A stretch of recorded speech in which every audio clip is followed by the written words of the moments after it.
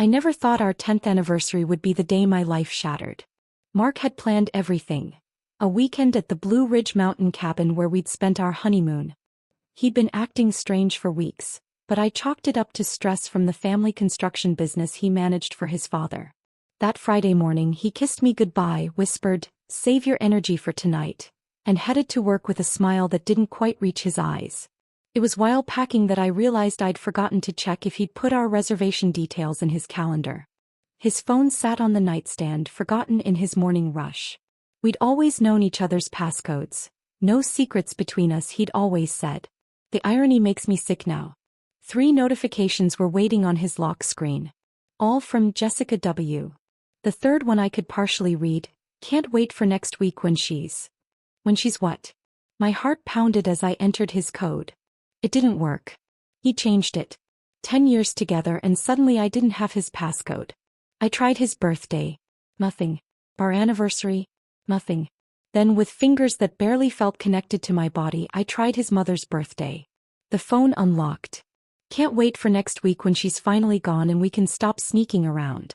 Miss your hands on me." I sat down hard on our bed, the one we'd picked out together at that little furniture store in Asheville. My lungs seemed to have forgotten how to draw air. I scrolled up, each message worse than the last. Pictures. Plans. Inside jokes about me. Jessica Wilson. His administrative assistant at Gerald Construction. 26 years old to my 38. "She's getting more paranoid," Mark had written. "Keeps asking why I work late. Don't worry, got plans to fix that permanently." Fix what permanently? The room tilted sideways as I scrolled back weeks, then months. Their affair had been going on for nearly a year. But it was the messages from the past month that turned my blood to ice water. "Dr. Wilson says with her family history, it'll be easy to make the case. Are you sure about this? Seems extreme. Trust me, babe. Once she's committed, we'll have everything. Dad's getting worse. When he's gone, I'm next in line. She'd get half in a divorce. This way we get it all. Committed?" My hands shook so badly I dropped the phone. My mother's struggle with bipolar disorder. The concerned questions Mark had been asking lately about my sleep patterns, my mood swings. The times I couldn't find my car keys, only for Mark to find them in places I knew I hadn't left them. I heard his car in the driveway and moved on instinct. I snapped photos of the most damning messages with my own phone, then replaced his exactly as I'd found it. When he walked in, I was folding clothes into my suitcase, my back to him so he couldn't see my face. "Ready for our special weekend?" he asked, sliding his arms around my waist. I had to fight not to recoil. "Almost," I managed, my voice surprisingly steady. "Just finishing up." On the 2-hour drive to the cabin, I made mundane conversation while my mind raced. Mark chatted about work projects, Gerald's health, taking a turn, and how we'll need to step up when the time comes. The casual way he discussed his father's declining health, knowing what I now knew about his plans, made me grip the armrest until my knuckles went white. At the cabin, he uncorked champagne while I excused myself to the bathroom. I emptied the pills I took for occasional anxiety into the toilet and flushed, keeping the empty bottle. Something told me I needed to appear to be taking them while figuring out what "fix that permanently" meant. That night I pretended everything was normal. I let him make love to me while I stared at the ceiling, feeling like I was outside my body. When he fell asleep, I slipped out to the porch with my phone and called the only person I thought might believe me, my sister Laura in Arizona. "Laura," I whispered, "I need you to listen carefully. If anything happens to me, if Mark says I'm having mental problems, it's not true. He's planning something." I explained everything, sent her the screenshots. "Come here," she urged. "Tonight. Just leave." "I can't," I said. "His father's dying. There's property money. Everything Gerald built. I need to understand what Mark's planning first." The next morning Mark made a show of being the perfect husband. Breakfast in bed. A hike to our spot overlooking the valley. Anniversary gifts. A diamond bracelet for me that suddenly felt like a shackle. My gift to him had been an antique watch. "So you'll always have time for me," I'd inscribed back when I believed in us. After lunch I deliberately picked a fight. Nothing dramatic, just enough to excuse my going for a solo walk to clear my head. Instead I drove to the small town nearby and bought a new phone with cash, setting it up with a password Mark would never guess. I hid it in my toiletry bag in a secret compartment. That evening I found him checking my regular phone while I was in the shower. "Something wrong?" I asked, making him jump. "Just making sure you didn't get any work calls," he said smoothly. "Want this weekend to be all about us." On Sunday, as we packed to leave, I strategically brought up Jessica. "How's your new assistant working out?" "Jessica, right?" I kept my tone casual. Mark's pause was almost imperceptible. "Fine. She's organized. We should have her and her boyfriend over sometime," I suggested, watching his expression carefully. "She's single," he said too quickly. "Then recovering, but not really our social circle, babe. Just office staff." The final piece clicked as we drove home in silence. I wasn't imagining things. My husband of 10 years was gaslighting me, planning to have me institutionalized, possibly planning to keep me medicated against my will, all to secure his inheritance and be with his mistress. As our house came into view, I made a silent vow. Whatever he was planning, I would be one step ahead. I just needed to stay sharp, gather evidence, and figure out who I could trust.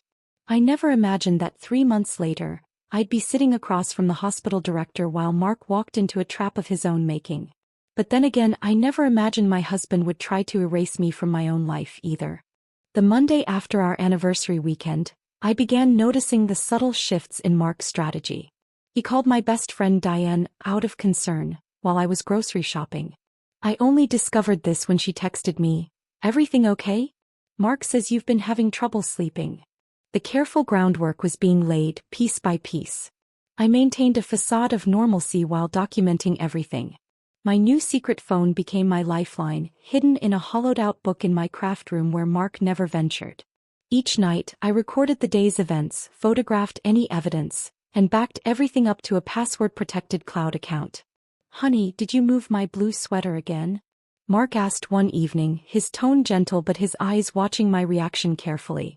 "It's not where you said you put it." "I haven't touched it," I answered truthfully. He sighed dramatically, making a show of searching before finding it exactly where I would never have placed it. "See? Right here with your summer clothes. You must have forgotten," he said, his voice dripping with artificial patience. Later, I checked the security camera I'd secretly installed in our closet. Footage showed him moving the sweater himself while I was in the shower. The gaslighting escalated gradually. Car keys that disappeared. Appointments mysteriously removed from my calendar. Conversations he claimed we'd had that never occurred. Small things easily attributed to forgetfulness or stress, yet perfectly calculated to make me appear increasingly unstable to outsiders. 2 weeks after our anniversary, Mark suggested we host a dinner party for his colleagues at Gerald Construction, including Jessica. "Dad's feeling better," he explained. "He might even stop by. It would be good for everyone to see the family united." I agreed, seeing an opportunity to observe them together. The night of the party, I prepared myself meticulously, determined to appear completely in control. When Jessica arrived, her eyes darted nervously to Mark before she handed me a bottle of wine with a practiced smile. "So lovely to finally meet you properly," she said. "Mark talks about you constantly at work." "Funny," I replied warmly. "He mentions you quite often too." Throughout dinner, I watched their careful dance, never speaking directly to each other, yet somehow communicating through glances and calculated movements. I played my role perfectly, the attentive hostess, slightly forgetful but charming. Several times I caught Mark adding something to my wine glass when he thought I wasn't looking. I discreetly emptied it into a potted plant each time he turned away.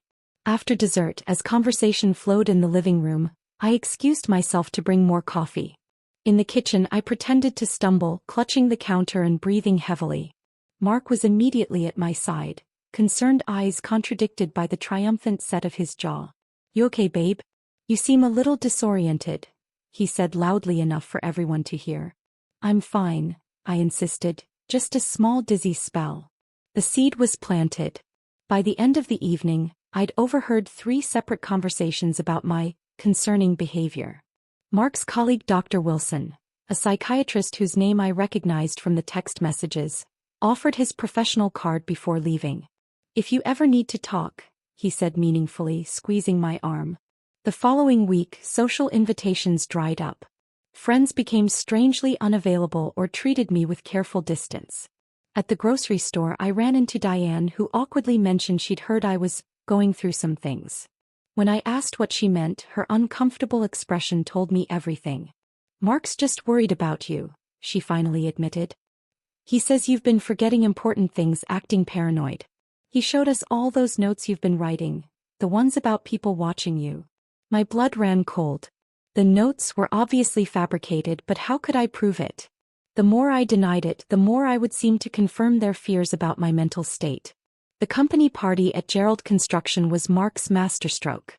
The event was held at an upscale hotel downtown, with Gerald making a rare appearance despite his declining health.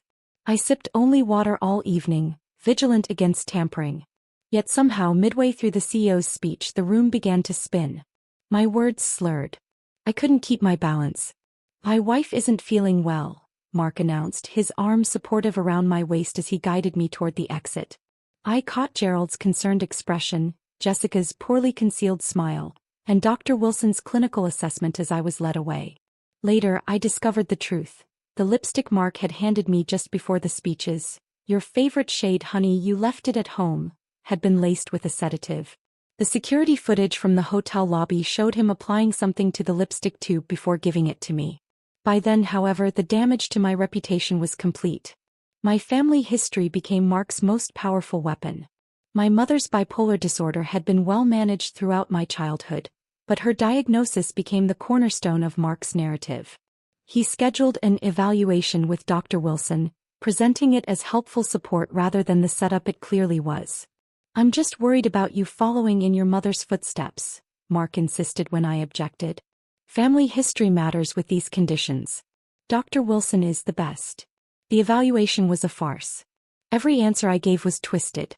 When I mentioned knowing about the affair, Dr. Wilson wrote intensely, exchanging glances with Mark.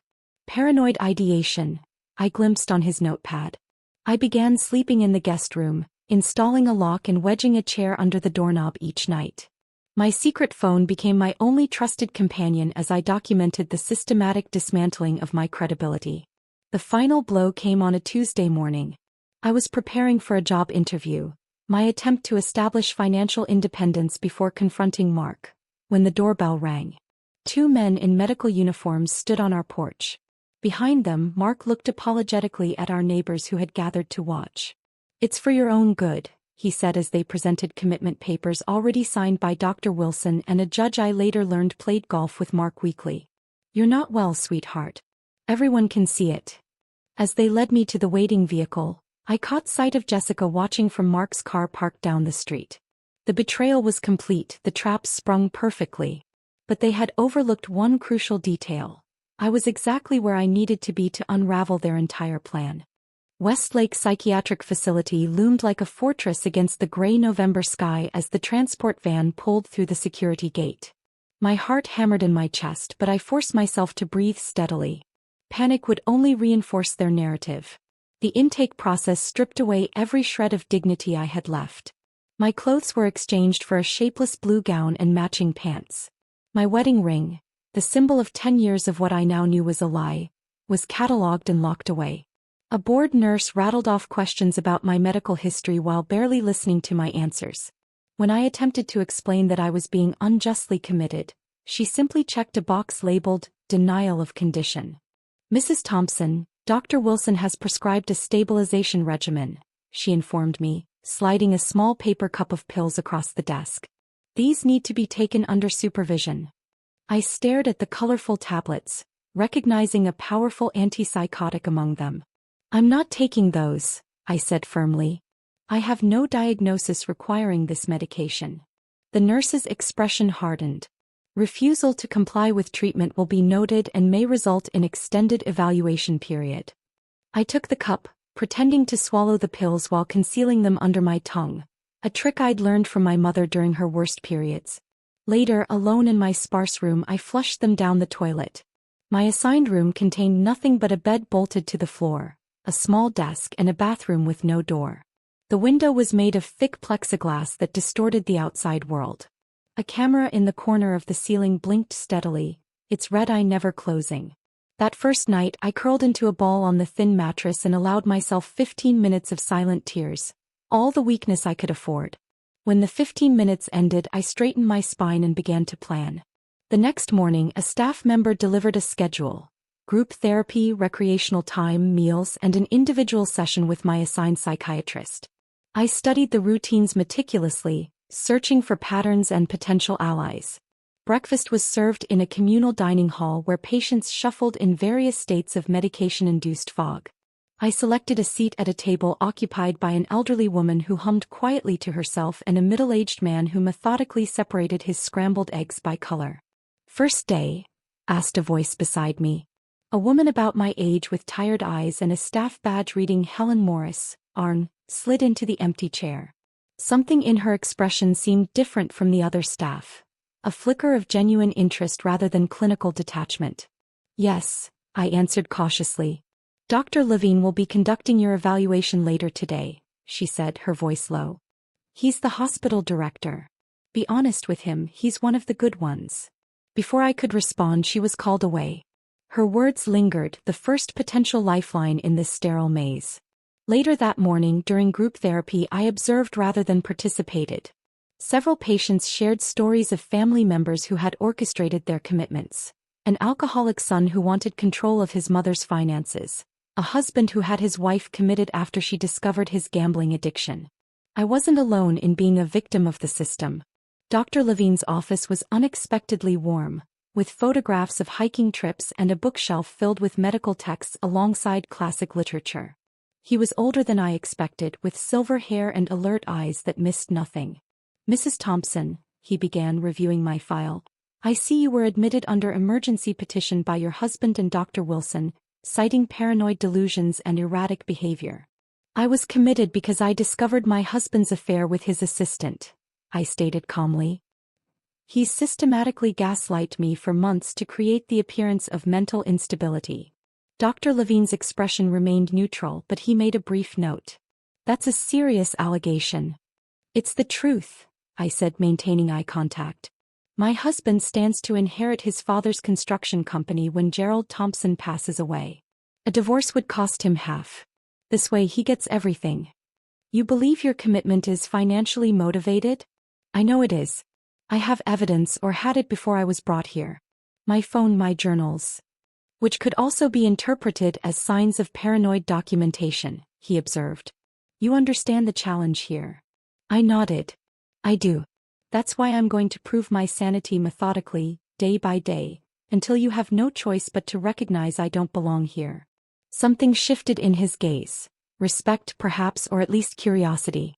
"We'll speak again tomorrow," he said. In the days that followed, I established a careful routine. I participated appropriately in group activities, formed cordial relationships with staff and selected patients, and documented everything in the journal I was permitted to keep for therapeutic purposes. Nurse Helen became an unexpected ally, slipping me information about my case and updates from the outside world during our brief, seemingly casual interactions. It was during recreation time in my second week that I overheard the conversation that changed everything. While reading in the corner of the common room, I glimpsed Mark and Jessica entering the visitors' lounge across the hall. Quietly, I moved to a chess table positioned within earshot of the thin wall separating the rooms. "The old man keeps asking about her," Mark said, his voice low but distinct. "I told him she had a breakdown, but he wants to visit. Can't you stop him?" Jessica sounded worried. Mark's laugh sent ice through my veins. "He can barely leave his house now. Doctor says it's weeks, not months. Once he's gone, it doesn't matter if she's in here forever. She'll never be believed now, not with her history of delusions on record." They continued discussing his father's declining health and their plans for the company. I sat motionless, absorbing every word while pretending to contemplate my next chess move against an invisible opponent. After they left, I returned to my room to find Nurse Helen changing my linens. "Your husband was here," she commented casually, but her eyes conveyed more. "Yes," I responded, equally casual. "With his assistant." Helen smoothed the blanket with deliberate care. "Interesting. You know, one of our janitors, Rick, used to work for Gerald Construction before his accident. He mentioned your father-in-law's health has declined significantly." My pulse quickened. "Is that so?" She nodded, leaning closer while adjusting my pillow. Rick says Gerald Thompson has been asking to see you, but your husband told everyone you're too unstable for visitors. Convenient, isn't it? That night, I lay awake formulating a new strategy. If Gerald was asking about me, perhaps he wasn't completely convinced by Mark's story. If I could somehow reach him before it was too late. The next morning, I approached Rick the janitor as he mopped the hallway outside the activity room. I understand you used to work for my father-in-law, I said quietly. Rick glanced around before answering. 20 years with Gerald Thompson. Best boss I ever had until the accident. Your husband didn't think I was worth keeping on after that. Would you help me get a message to Gerald? I asked. The slow smile that spread across Rick's weathered face told me I'd found another ally in this sterile prison. Mrs. Thompson, he said, I thought you'd never ask. Rick became my unofficial courier, smuggling messages between Gerald and me through his part-time gardening job at the Thompson estate. Our first exchange was simple. A note from me explaining that I was lucid and unjustly committed, and a brief reply from Gerald expressing his shock and promise to investigate. My daily journal evolved into meticulous documentation. I created a color-coded system: blue entries for my normal activities and mental state, green for staff interactions, red for any communication with or about Mark. Dr. Levine had approved my journaling as therapeutic self-reflection, unaware it was becoming evidence. Your consistency is remarkable, Nurse Helen commented one afternoon reviewing my medication chart. She'd been helping me appear compliant while actually disposing of the unnecessary drugs. Most patients with actual conditions show fluctuations. You're stable as bedrock. Because there's nothing wrong with me, I replied, keeping my voice low. How's the documentation looking to Dr. Levine? He's noticing patterns. The way you interact appropriately in all situations, your logical thought processes, your lack of any actual symptoms despite what your intake forms claim. She glanced around before adding, he's requested your previous medical records directly, bypassing Dr. Wilson's summaries. This was progress, but I needed more. During my next session with Dr. Levine, I broached the subject directly. I'd like to request a full independent psychiatric evaluation, I stated. Preferably by someone with no connection to Dr. Wilson or my husband. Dr. Levine leaned back in his chair, studying me. That's an unusual request from someone supposedly lacking insight into their condition. Or a rational request from someone who's been wrongfully committed, I countered. If I truly have delusions or paranoia, they'll appear regardless of who evaluates me. If not. He nodded slowly. I'll consider it. In the meantime, your husband has scheduled a visit tomorrow. Will you see him? My heart raced, but I kept my expression neutral. Absolutely. I welcomed the opportunity. That night I barely slept, rehearsing exactly what to say and how to behave. When Mark arrived the next day, I greeted him with a calculated blend of confusion and affection. Exactly what he'd expect from a medicated wife. How are you feeling, babe? He asked, his concern perfectly performed for the staff member observing nearby. Better, I think, I murmured, eyes slightly unfocused. The medicine makes things foggy. His relief was palpable. That's good. You're getting the help you need. Throughout the visit, I extracted information while appearing passive and compliant. Gerald's health, deteriorating faster than expected. The company, Mark had assumed temporary leadership. Jessica, still your friend and so concerned about you. Each lie I met with a vacant nod, each question about my delusions with embarrassed silence. When he left, I returned to my room and meticulously recorded every detail, including his tells. The slight eye twitch when mentioning Gerald, the finger tapping when discussing the company finances. 2 days later, Rick delivered a note that changed everything. Gerald wanted to visit personally. He'd convinced Mark it would be good for him to say goodbye to his daughter-in-law while he still could. The visit was scheduled for Thursday afternoon. You'll have 15 minutes at most, Rick warned. The old man can't stay upright much longer than that. I spent the next 48 hours preparing, working with Nurse Helen to reduce my medication schedule so I'd be at my sharpest. Dr. Levine had begun his own investigation, requesting meetings with Dr. Wilson that were suspiciously being delayed or canceled. Gerald Thompson arrived in a wheelchair, oxygen tank at his side, but his eyes burned with the same intensity that had built his construction empire from nothing. Mark hovered nervously behind him as they were shown to the private visiting room where I waited. "I'd like a moment alone with my daughter-in-law," Gerald announced, his voice frail but commanding. "Dad, the doctors recommend," Mark began. "The doctors recommended I'd be dead a month ago," Gerald snapped. "Wait outside." Once alone, the facade dropped from both of us. Gerald's fragile appearance remained, but his mind was clearly sharp as ever. "How long have you been planning this?" he demanded without preamble. "I haven't planned anything," I answered truthfully. "Mark orchestrated my commitment after I discovered his affair with Jessica Wilson." Gerald's gnarled hands tightened on the arms of his wheelchair. "Tell me everything. Quickly." I laid out the timeline efficiently. The discovered texts, the gaslighting, the manipulated evidence, the drugging incidents, all leading to my involuntary commitment. I described Mark and Jessica's conversation I'd overheard about waiting for Gerald's death. "I have journal entries documenting everything since I arrived here," I concluded. "Dr. Levine, the hospital director, has begun to question my diagnosis, but the process is slow." Gerald's expression had darkened with each revelation. "I've suspected financial irregularities at the company for months. Construction materials missing, invoices for work never completed. I thought Mark was merely incompetent." He coughed painfully before continuing. "He's been embezzling, preparing for when I'm gone. With Jessica's help," I added. "She processes all the administrative paperwork." A knock at the door signaled our time was ending. Gerald quickly passed me a folded paper from his pocket. "My private attorney's information," he whispered. "I'm changing my will tonight. Mark thinks everything is going to him, but I've always had contingencies." Mark re-entered, all solicitous concern for his father, barely acknowledging me. As they left, Gerald turned his head slightly, meeting my eyes with a look of grim determination that gave me my first real hope. The next morning, Dr. Levine requested an immediate meeting. In his office, I found not only him but also a woman in a tailored suit who introduced herself as Dr. Eleanor Mars, Chief of Psychiatry at State University Medical Center. "Mrs. Thompson," Dr. Levine began, "Dr. Mars is here to conduct an independent evaluation at my request. Recent inconsistencies in your case file have raised significant concerns." Dr. Mars spent 3 hours with me, her assessment thorough and unbiased. Her questions were precise, designed to reveal any actual thought disorders or delusions.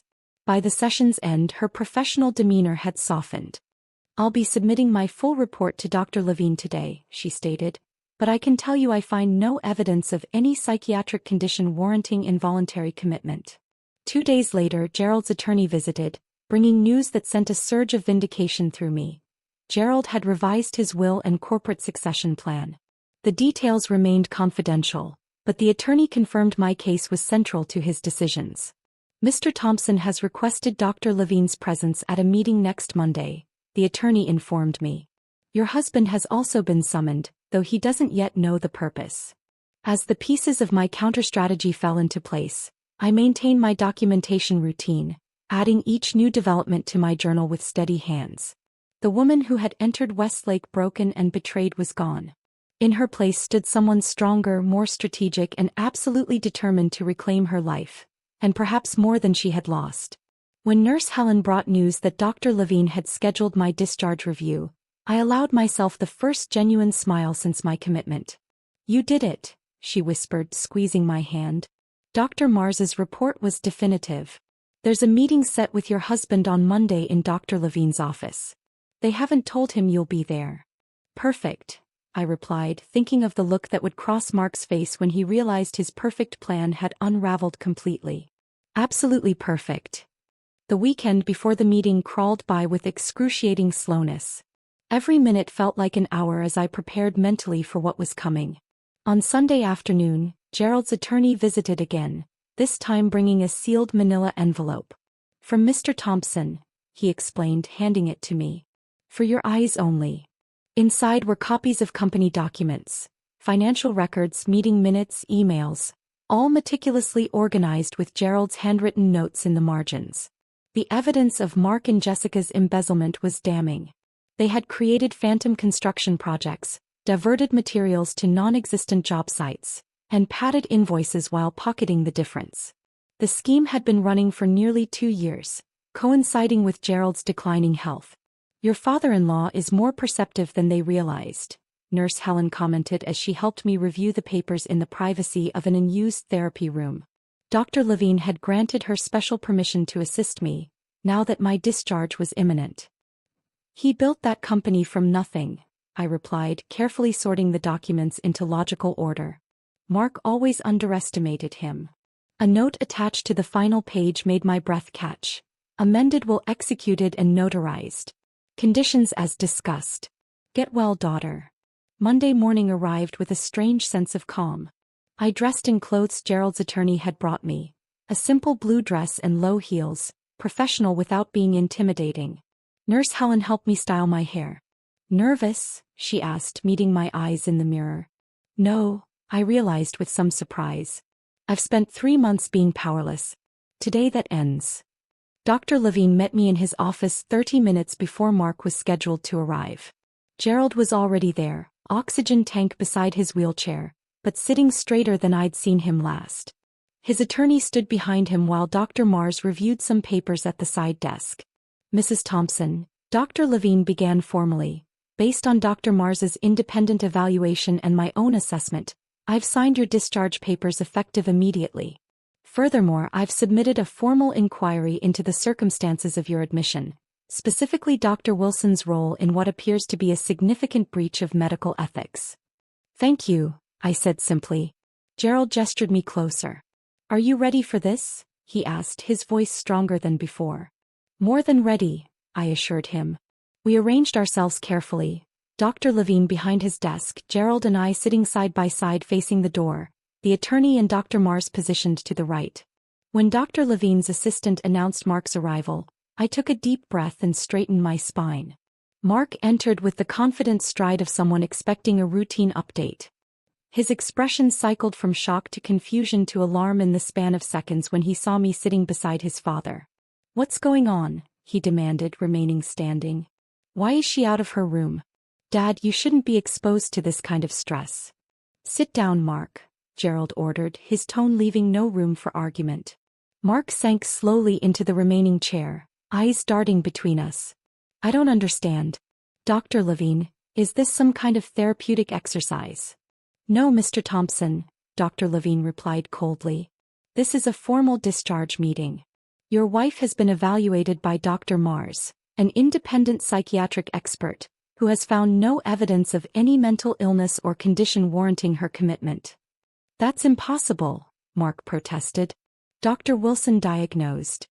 "Dr. Wilson," Dr. Mars interrupted, "appears to have fabricated symptoms and ignored contradictory evidence. In my professional opinion, your wife has never exhibited any signs of psychosis, paranoia, or any other condition you claimed. In fact, her mental clarity and resilience throughout this ordeal have been remarkable." Mark's face paled. "There's clearly been a misunderstanding. My only concern has always been my wife's well-being." "Save it," Gerald snapped. "We know everything. The affair with Jessica Wilson, the gaslighting campaign, the embezzlement from my company." "Dad, that's ridiculous. She's obviously manipulated you during your illness." "Exhibit A," the attorney interjected, sliding a folder across to Mark. "Financial records documenting $2.4 million in diverted funds over 24 months. Exhibit B, sworn statements from 3 project managers regarding materials ordered but never delivered to job sites. Exhibit C, emails between you and Ms. Wilson discussing how to conceal these transactions." Mark's hands trembled as he flipped through the pages. I can explain." "I trusted you," Gerald said, his disappointment palpable. "Not just with my company but with her." He nodded toward me. "You betrayed us both." I leaned forward, finally speaking directly to my husband. "You thought if I was declared mentally incompetent I couldn't testify against you. You thought once Gerald was gone you'd have everything. The company, the money, your freedom with Jessica. You were wrong." Mark's expression hardened as he realized the depth of his predicament. "Whatever you think you have, it won't stand up. My father is dying, clearly not in his right mind." "I'm of perfectly sound mind," Gerald interrupted, as 3 separate physicians have certified this week. Sound enough to make significant changes to my will and the company succession plan. The attorney nodded. The amended will has been properly executed and witnessed.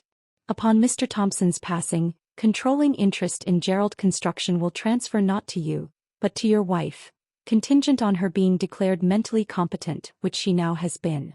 The blood drained from Mark's face. You can't do that. I'm your son. And she is the daughter I wish I'd had, Gerald replied quietly. Someone with integrity, intelligence, and genuine loyalty to this family. Furthermore, Dr. Levine added, I've reported Dr. Wilson to the Medical Ethics Board for investigation. Your involvement in what appears to be a conspiracy to wrongfully commit your wife will be included in that report. Mark stood abruptly. This is insane. You're all being manipulated by her. Dad, after everything I've done for you. After everything you've stolen from me, Gerald corrected. The company attorney will be contacting you regarding the missing funds.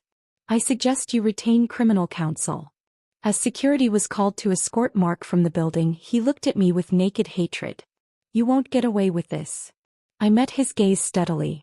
I already have. Congratulations, Mark. You made me the sole heir to your family's fortune by trying to destroy me. Quite an achievement. The door closed behind him, leaving a moment of profound silence before Gerald reached over to squeeze my hand. I always knew he wasn't worthy of you, he said softly. I just didn't realize how right I was. 2 days later, I stood in Gerald's home office as he showed me the operational details of the company. Though weakened physically, his mind remained razor-sharp as he explained contracts, client relationships, and growth strategies. You don't have to do this, I told him. You could have chosen anyone to run the company. Gerald shook his head. I chose the right person. Someone who could be underestimated but never broken. Someone who could turn a betrayal into victory through sheer intelligence and patience. He smiled faintly. Remind you of anyone? I glanced at the photograph on his desk. A younger Gerald breaking ground on his first major project, determination etched into every line of his face. The resemblance wasn't physical but something deeper. I won't let you down, I promised. I know, he replied simply. That's why Mark never saw you coming. But I always did. 1 month later, I sat at the head of the conference table during my first board meeting as interim CEO of Gerald Construction. The company was healing from Mark's damage with new safeguards in place and several loyal employees promoted to key positions. Rick had returned as facilities manager, and even Nurse Helen had accepted a position overseeing our new employee wellness program. As I reviewed the quarterly projections with confidence, I caught Gerald's proud gaze from his seat at my right hand. The perfect reversal was complete, not just of fortune but of justice. The woman they had tried to erase had become the woman in charge, stronger for having been broken, wiser for having been betrayed. Sometimes the most powerful weapon isn't revenge but resilience. And sometimes, the perfect setup creates the perfect opportunity for the perfect reversal.